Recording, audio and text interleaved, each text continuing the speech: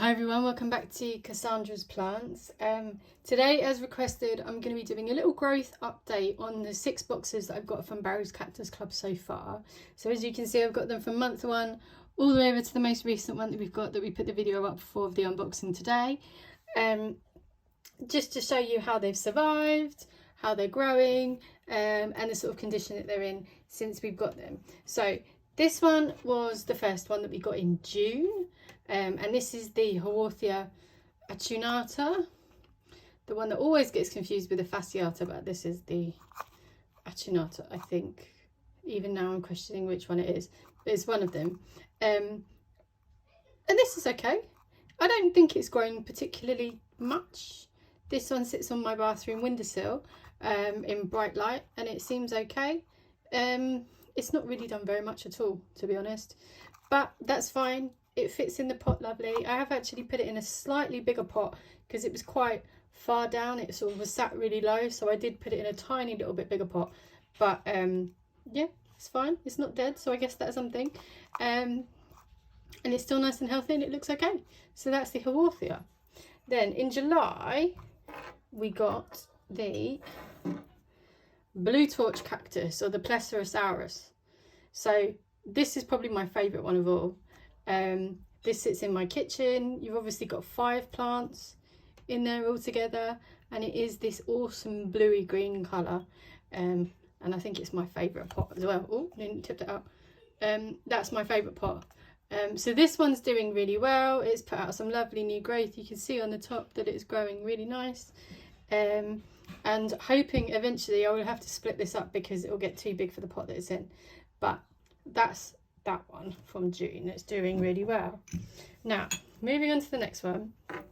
This one is the Mammillaria bombasina, which is a fish hook cactus, and you can see by the little red spines that why it's called a fish hook.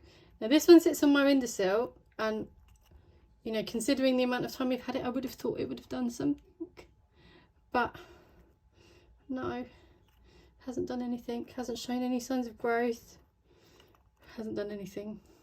And I know cactuses can be a bit slow, but having this 3 months, I thought maybe it would have done anything, but no. I don't know, maybe it's in its dormant period, I'm not sure.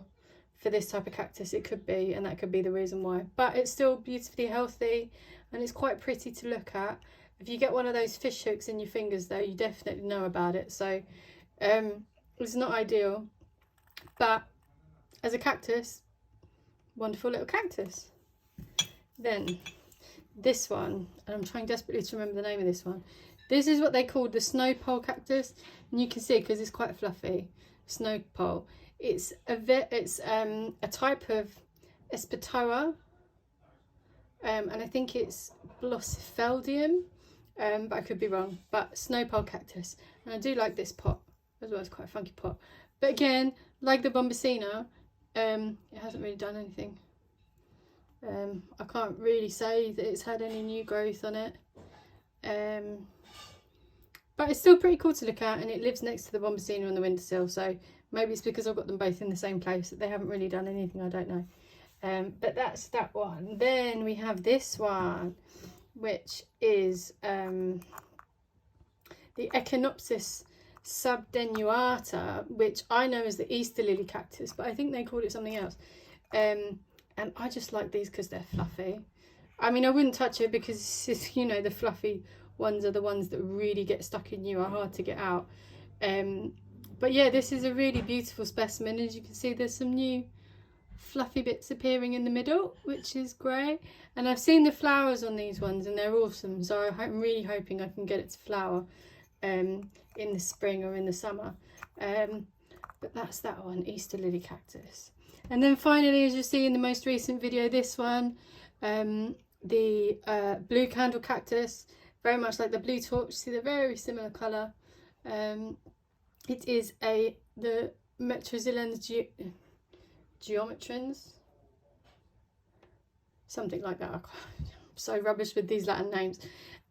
Blue candle cactus. Anyway, this one has been in transit for quite a while. It got a bit lost, and the blue colour has faded somewhat, but the plant, it's okay. It's in itself, it's not doing too bad considering the amount of time it was in transit for over a week before I got it, which wasn't ideal. I'm just trying to get the camera to focus on it a little bit, which is probably why the blue colours faded a little bit, but the second we get this into some bright sun, it'll be happy as Larry, and then it'll pick up again. So that is the 6 we've had so far. Obviously we've had all different additions to this, from what have we had, 2 sets of bulbs, which were crocus and daffodils, nasturtiums. We've had a beeswax wrap, some seeds. So we had some wasabi and rocket seeds, and some other seeds. I think they were geranium maybe. But you can go back in the videos and have a look at the extras. So we've had those, and we've had loads of different ones. Obviously for the first one we got the cactus food and the little album with all the cards that you can keep it in. And my favourite addition at all, which comes with the 6-month one, was this little air plant as the additional item. So this is going to be a new challenge. So basically with this one we got 2 plants, which is always the best. But I was quite disappointed with a couple of the additions, especially the bulbs, as I thought it was a little bit weird to send bulbs out with a cactus, but I think this one makes up for it, as it's well, 2 plants basically, which is quite cool.